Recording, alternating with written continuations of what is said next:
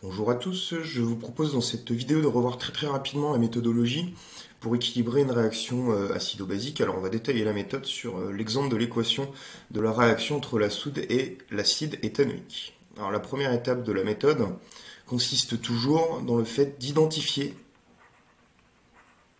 les espèces acido-basiques qui vont intervenir dans l'équation de la réaction.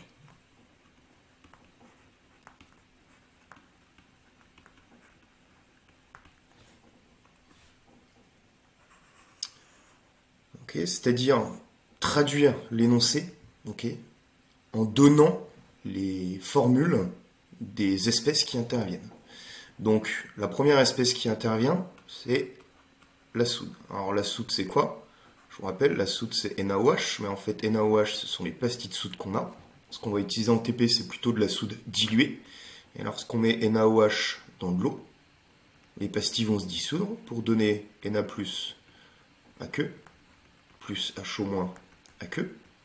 Donc on a deux ions qui interviennent.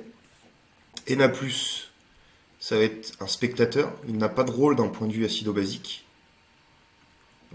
Par contre, HO- est la base qui nous intéresse. Donc en fait, ici on considère le couple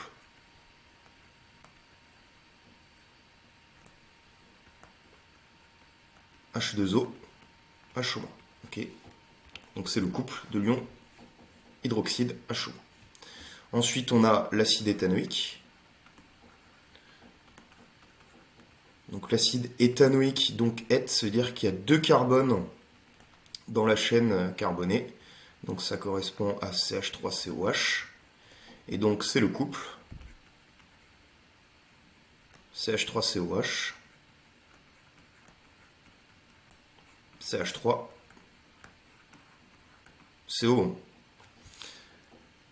Voici donc la première étape terminée. On va faire la réaction donc entre HO- aqueux et CH3COH aqueux aussi. Deuxième étape consiste à équilibrer ce que j'appelle les équations formelles. Alors c'est l'équivalent des demi-équations électroniques en redox qu'on verra dans une prochaine vidéo. Donc équilibrer les équations formelles de chaque couple.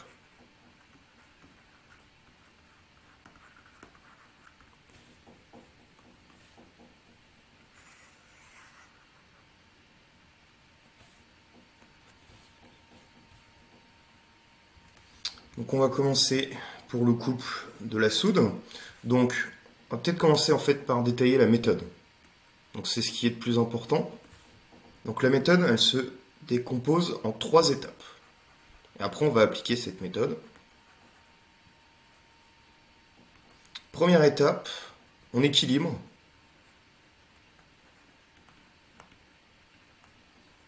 les éléments autres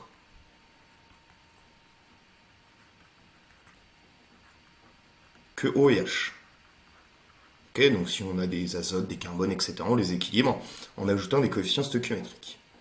Deuxième étape, on équilibre les charges. Alors il y a deux solutions. Soit avec H3O+, qui est la méthode que je privilégie. Donc ça correspondra à la réaction de l'acide du couple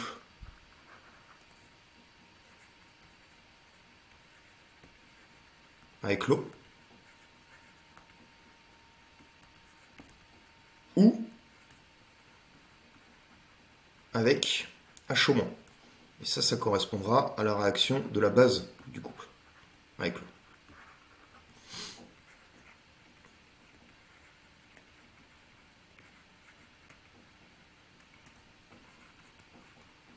Moi, je privilégierais plutôt la première méthode, donc avec H3O+.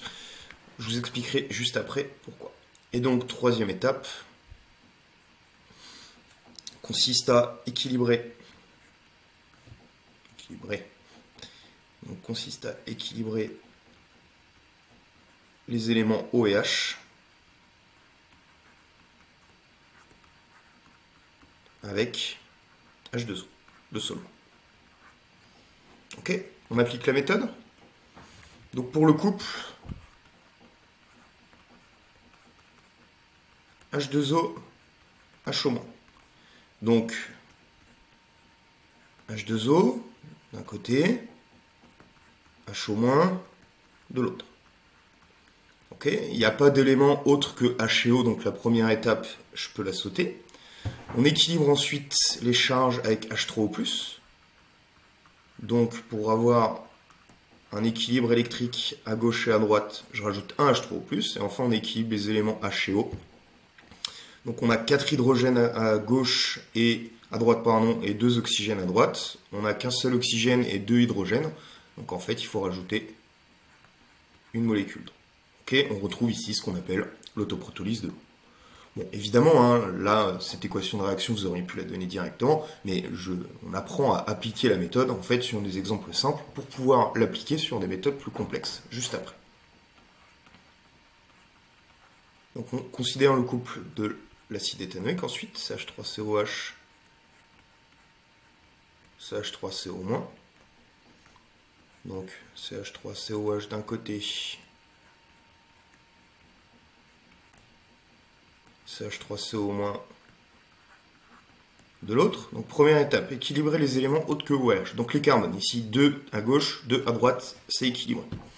Ensuite on équilibre les charges, donc on rajoute un H3O+. Et enfin on équilibre les éléments O et H, donc on a 6 hydrogènes à droite, on n'en a que 4 à gauche, donc a priori il faudrait rajouter un H2O. Vérifions avec les oxygènes, 1, 2, 3 à gauche, 1, 2, 3 à droite. Notre équation est équilibrée.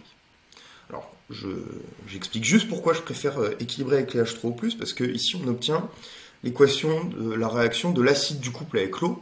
Et en fait, la constante d'équilibre de cette réaction particulière de l'acide du couple avec l'eau, c'est ce qu'on appelle la constante d'acidité, qui est souvent une donnée de l'énoncé. Okay. On peut ensuite passer à la troisième étape. Donc, troisième étape, c'est on combine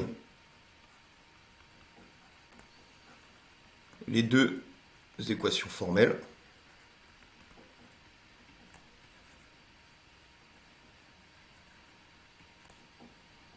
Avec le même nombre de protons, H3O+,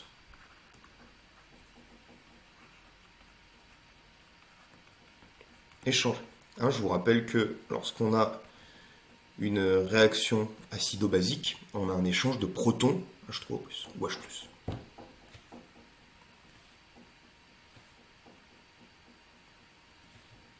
Hop. Ah,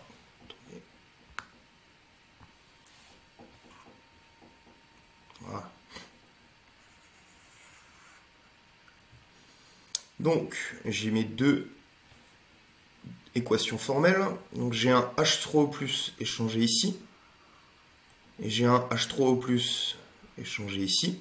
Et je fais réagir donc HO- avec CH3COH. Donc j'ai pas de coefficient multiplicatif à donner puisque j'ai un H3O+ dans chaque demi-équation formelle. Donc je vais simplement faire la deuxième équation moins la première. Ok, donc ça c'était l'équation 1 et ça c'était l'équation 2. Et donc je fais 2 moins 1.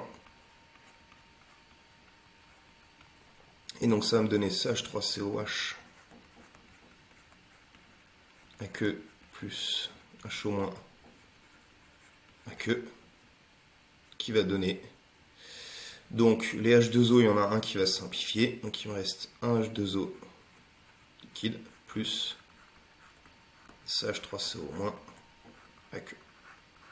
Ok, on peut vérifier, une charge au moins de chaque côté, 3, 5 hydrogènes, 3, 4, 5 hydrogènes, 3 oxygènes de chaque côté, 2 carbone, 2 carbone. Notre équation est parfaitement équilibrée. Donc voici pour le détail de la méthode. Alors évidemment, j'ai illustré cette méthode sur un exemple très très simple. À vous de jouer maintenant pour reprendre les différentes équations qu'on a vues soit en TD, soit dans le cours, et vous entraîner à utiliser cette méthode.